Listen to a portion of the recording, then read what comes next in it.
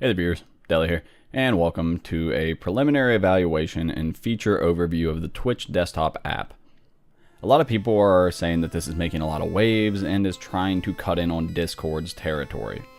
As someone who has never used Discord, I can't really speak to that, but what I want to do is give you guys everything you need to know in order to make the assumption for yourself, if this might actually be a viable competition to Discord. First thing you're going to notice is that this is almost identical to the web page. There is basically nothing different here except for the favorite section and this big bar here that says start a call, create a server, have an invite link. There's also a couple other little differences and we'll get to those in a second. Yeah, everything's identical. There's nothing different. You have the browse button, popular with Summit, of course, at the very top. But then you also have the library section. Inside the library section is where they keep all of the games that you own associated with your Twitch account. So if you ever redeem a game through Twitch Prime, you have to have the desktop app in order to use the game.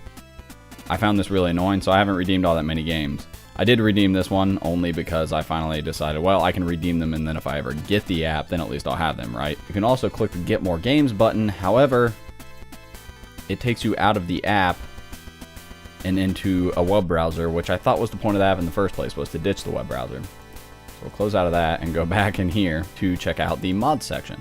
So you can manage mods and add-ons via the Twitch app because Twitch has partnered with Curse. Another difference we have here is a little notification bell where you can see friend requests, messages, and the like. Additionally, we have this same little guy that we're all used to. The drop down that shows our status, our channel link, which takes you to the same exact channel. Nothing different here, except there is a go to server button, which we'll talk about more, and that's sort of where it starts to encroach on Discord's territory. We also have a profile link, which takes you to a community profile of sorts, but it doesn't even seem to be associated with your Twitch channel in any way, shape, or form, which I think is kind of silly. Additionally, there is a streaming button. When you click the streaming button, it puts Twitch's mode into streamer mode. So it will hide game identities, platform identities, such as your gamer tag. It'll hide different things in chat. You can customize all of this to determine what it does and doesn't show. I thought that it was kind of cool at first, and I thought that the whole point of this app would be to offer really fleshed out tools for streamers, because I've been streaming a lot more recently and I thought it'd be awesome. Spoiler alert, it's not that awesome. For example, if you go to your dashboard, it just opens up your web browser and takes you right to the normal web browser dashboard. I mean, I don't know, kind of a bummer. We'll press on though and take a look at the settings that it offers. The settings are actually pretty okay. There's quite a few options in here. You can set light and dark theme, which is something that a lot of people really liked from Better Twitch TV. You can't use Better Twitch TV with this, which is honestly probably why I'll just uninstall this. There's basically nothing that can make me go back from using Better Twitch TV.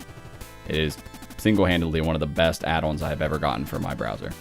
Now, this settings section does have a lot of options, such as hiding things in the bar to the left and sort of customizing your UI, but nothing compared to Better Twitch, which is why I don't think I'll ever use this for watching streams. We've also got a settings section for your microphone, your sound, and your webcam, because there is voice chat as well as video chat included in the Twitch app. We also have a friend sync button. Now, this associates yet again with using voice chat and application to speak in-game as well as during stream to people. So if you turn on friend sync, it's going to pull your contacts from Steam.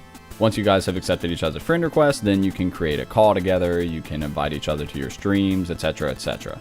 Minecraft. Here are more add-ons. I actually scanned for add-ons to see what it could do, and the only game that it found was The Elder Scrolls Online, which I don't even play that often, and I would rather it not be doing add-ons for me. And then here are the settings that I was talking about regarding the settings you can set for streamer mode, which will hide all of these things. Feel free to pause and take a look if you'd like. The only real benefit I see to having these types of things hidden is if you're going to show the desktop app on your stream, which I know accidentally happens sometimes. People have leaked a lot of shit that way by accidentally showing windows they shouldn't. It just, I don't know. It seems like if you're safe enough, you're not going to be leaking any info you don't want people to see. And a lot of this isn't even that crucial of information to me. Then again, I'm a small streamer, so maybe I don't see it the way the others do.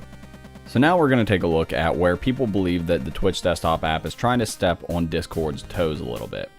with the communication option. So you can see here we have a create a server, start a call, and have an invite link.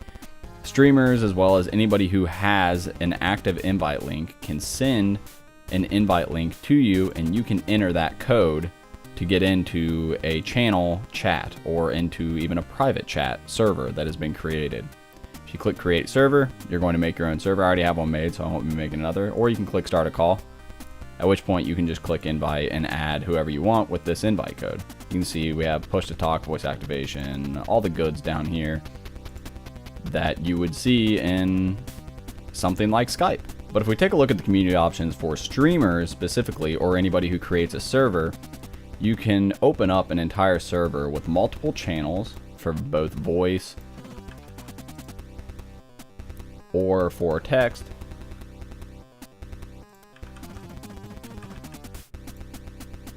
And then you can manage these individually. So say that I don't want to have this anymore, I can just throw it away.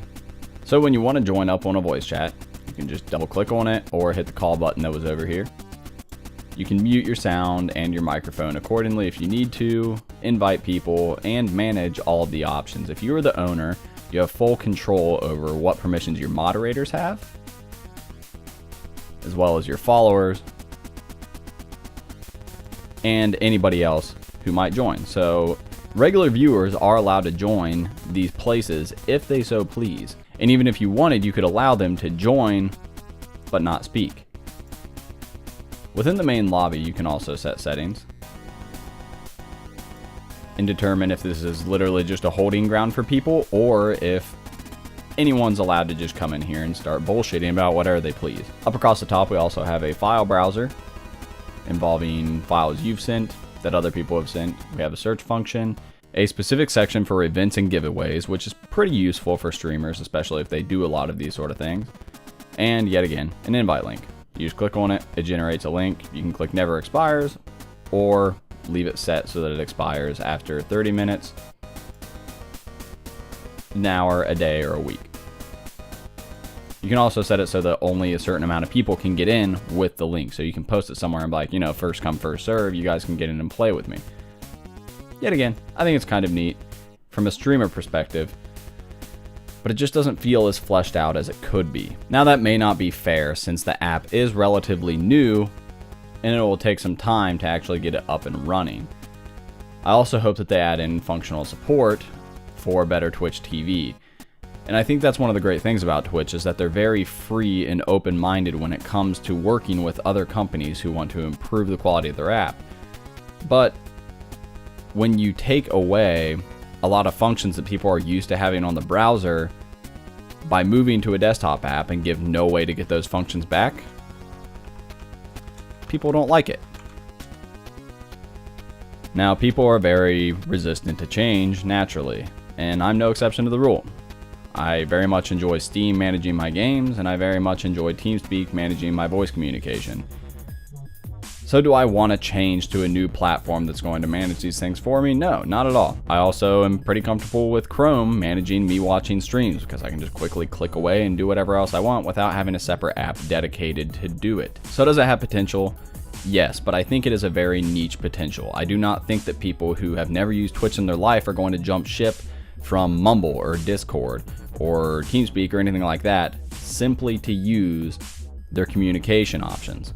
I could be wrong. Like I said, I've never used Discord, so I'm not positive on the whole spiel there. So let me know if you think this is a viable replacement for Discord. I sort of need enlightened since I have never used the app. Coming from someone who is trying to get their feet wet in the live streaming community, I see the potential here, but I don't know if it will catch hold the way that Twitch expects it to, because I feel that they're trying to do too much with the app. Now, if for some reason it does catch hold, I will be here and ready to embrace it. However, in the meantime, I think I'll just stick to what I've been doing. Thanks for watching, and I'll see you next time.